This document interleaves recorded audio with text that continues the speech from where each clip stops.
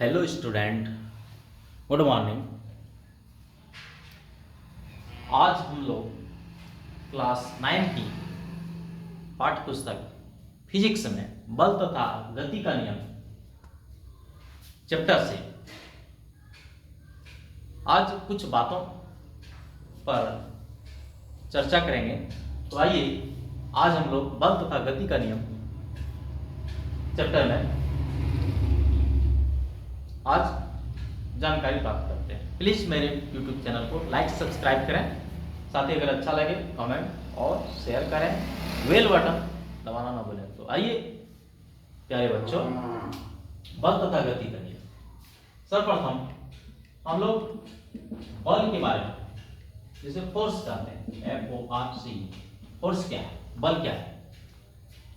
तो बल वह भौतिक कारक है जो किसी वस्तु की अवस्था में लग करके उसकी अवस्था को परिवर्तन कर देता है या करने की चेष्टा करता है, उसे हम लोग बल कहते हैं। बल एक सदिश राशि है और इसका SI मात्रक जो होता है न्यूटन होता है। CGS मात्रक सेंटीग्राम सेकेंड पद्धति में इसका मात्रक डाइन होता है और 1 न्यूटन बराबर 10⁵ डाइन होता है। बल बराबर जो होता है द्रव्यमान गुना त्वरण होता है। यानी बल वह भौतिक कारक है जो किसी वस्तु की अवस्था में लगकर उसकी अवस्था को परिवर्तन कर देता है या करने की चेष्टा करता है, उसे हम लोग बल कहेंगे। तो बल एक सदिश राशि है और इसका SI मात्रक न्यूटन होता है। इसका CGS मात्रक डाइन होता है। 1 न्यूटन बराबर 10⁵ डाइन होता है। बल बराबर द्रव्यमान गुना त्वरण, अर्थात F बराबर m गुना ये होता है। अब आइए हम लोग जो बल जो है यह 2 प्रकार का होता है, एक संतुलित बल और एक असंतुलित बल। तो संतुलित बल और असंतुलित बल उदाहरण के तौर पे हम लोग देखते हैं कि सबसे पहले और आसानी से इसे समझ सकते हैं। मान लीजिए एक रस्सी है। बचपन में आप लोगों ने रस्सा कस्सी का खेल तो खेला ही होगा कि एक रस्सी लेते हैं, 3 या 4 इधर एक तरफ से खींचते हैं, दूसरी तरफ के 3-4 व्यक्ति मिलकर खींचते हैं, उसको रस्सा कस्सी बोलते हैं, टग ऑफ वार। तो यहाँ पे एक रस्सी लिया और 3 स्टूडेंट को लगा दिया, खींच रहे इधर, और इधर भी 3 स्टूडेंट लगा दिया, इधर खींच रहे हैं। तो यहां जब एक साथ कार्य कर रहे कई बलों का परिणामी बल 0 होता है तो उसे हम लोग संतुलित बल कहते हैं। यानी जितना बल ये 3 व्यक्ति से खींचते हैं, जितने बल से उतना ही बल इधर भी खींचते हैं, यानी बराबर बल लगता है। 0 यानी परिणामी बल 0 हो जाता है, इसको हम लोग संतुलित बल कहेंगे। अब फिर असंतुलित बल जो है, जब एक साथ कार्य कर रहे कई बलों का परिणामी बल 0 नहीं होता है तो उसे असंतुलित बल कहते हैं। तो मान लीजिए उदाहरण के तौर पे ये 3 स्टूडेंट खींच रहे हैं और इधर हम 3 स्टूडेंट को बदल करके क्या किए, हम फिर थोड़ा सा ताकतवर स्टूडेंट को लगा दिए, बड़े स्टूडेंट को लगा दिए। इधर 5-6 के स्टूडेंट है, इधर 9-10 के स्टूडेंट है। तो इधर क्या होगा, अधिक बल से खींचेंगे क्योंकि ताकतवर अधिक है, तो यहाँ पे परिणामी बल 0 नहीं होगा, इसको असंतुलित बल कहेंगे। अब आइए हम लोग चलते हैं कि न्यूटन के गति के नियम। न्यूटन, सर आइजैक न्यूटन, इन्होंने गति के संबंध में 3 नियम का प्रतिपादन किया था, जिससे हम लोग न्यूटन की गति का प्रथम नियम, न्यूटन की गति का दूसरा नियम, न्यूटन की गति का तीसरा नियम करते हैं। अब इस नियम से पहले कुछ एक जो परिभाषा है, यानी एक जो डिस्कस करते हैं इसके बारे में, यानी जड़त्व के बारे में पढ़े जाने कि जड़त्व क्या है और जड़त्व कितने प्रकार के होते हैं। तो यदि कोई वस्तु स्थिर है तो स्थिर ही रहना चाहती है, या गतिशील है तो गतिशील ही रहना चाहती है, तो वस्तुओं की इस गुण को हम लोग जड़त्व कहते हैं, इनर्शिया कहते हैं। अब जड़त्व 2 प्रकार के होते हैं, एक होता है विराम और एक होता है गति।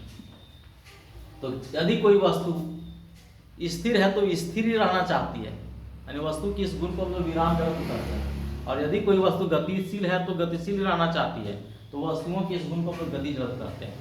तो हम लोग देखते हैं कि उदाहरण के तौर पे कि एक दरी लेते हैं और दरी को एक डंडे से पीटते हैं तो उसमें धूल कण बाहर निकल जाते हैं, या गति जड़त्व के कारण देखते हैं कि यानी कि किसी वृक्ष को हिलाते हैं उसके पत्ते नीचे गिर जाते हैं। तो ये सब उदाहरण के तौर पे है। तो अब आइए कि न्यूटन की गति के नियम, न्यूटन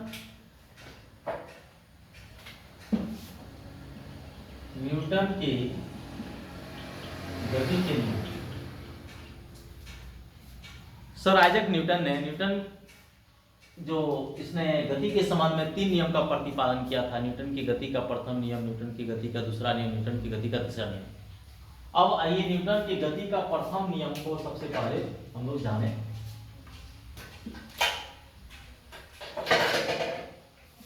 न्यूटन के गति के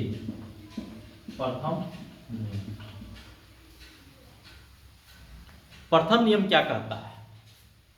इसके अनुसार यदि कोई वस्तु स्थिर है तो स्थिर ही रहेगी। मान लीजिए कोई वस्तु है, ये स्थिर है तो स्थिर ही रहेगी, या गतिशील है तो गतिशील ही रहेगी। तब तक स्थिर या गतिशील रहेगी कि जब तक कि उस पर कोई बाहरी बल न लगे। जैसे बाहरी बल लगता है तो उसकी स्थिति में परिवर्तन हो जाता है, स्थिर से गतिशील हो सकता है, गतिशील से विराम में हो सकता है। तो यानी यदि कोई वस्तु स्थिर है तो स्थिर ही रहेगी, या गतिशील है तो गतिशील ही रहेगी। तो वस्तुओं की यानी तब तक स्थिर या गतिशील रहेगी जब तक कि उस पर कोई बाहरी बल न लगे। मान लीजिए उदाहरण के तौर पे ये सड़क है, इसमें कोई व्यक्ति स्थिर खड़ा है और यहाँ से एक धक्का लगा देता है, धक्का मार देता है इस पर, तो क्या होगा? ये स्थिर है तो ये क्या होगा? गतिशील हो जाएगा। या तो कोई गतिशील है, जब चल रहे हैं और इधर से कोई ठोकर मार दिया तो वहां गति में था वो विराम में हो गया, क्योंकि बाहरी बल लगा उसको, एक्सटर्नल फोर्स। तो यदि कोई वस्तु स्थिर है तो स्थिर ही रहेगी, या गतिशील है तो गतिशील ही रहेगी। तब तक स्थिर या गतिशील रहेगी जब तक इस पर कोई बाहरी बल न लगे। न्यूटन के यानी कि इसको हम न्यूटन के प्रथम नियम से नाम से जानते हैं। और न्यूटन की गति के प्रथम नियम को हम लोग जड़त्व का नियम भी कहते हैं, या गैलीलियो का नियम भी कहते हैं।